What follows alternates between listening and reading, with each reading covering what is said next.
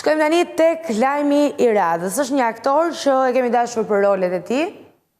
edhe për figurën e tij dhe besoj do ta duam më shumë për veprën e tij. Fakt bëhet fjalë për aktorin Bruce Willis, i cili ka bërë të ditur se pas vdekjes do t'i dhurojë trurin e tij studiuesve për të ndihmuar kërkimet rreth demencës frontotemporale, sëmundjes për të cilës ai vuan prej 3 vitesh. Është një sëmundje e cila prek trurin dhe funksionet të tjera të jetës së njeriut dhe pikërisht për të ndihmuar, ai ka vendosur që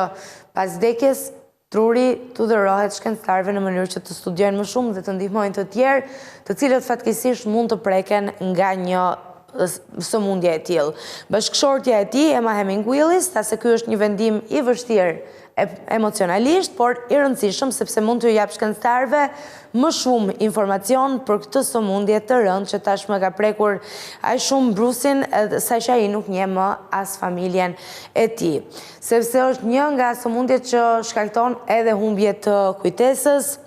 dhe do duhet që t'jetë në kujdes mjekësor 24 orë në 7 ditë të javës. Është një gestë njerëzore që mund të ndihmojë në gjetjen e mënyrave më të mira për të trajtuar pacientët në të ardhmen. Në këto momente që flasim, Bruce Willis është në moshën 70 vjeçare, sëmundja është në një fazë tepër të përkeqësuar, kështu që patjetër edhe shpresat që mjekët japin për të janë të pakta, megjithatë e bindur që kjo do të jetë një nga gjërat që do ta mbaj gjatë në memorien e secilit edhe pas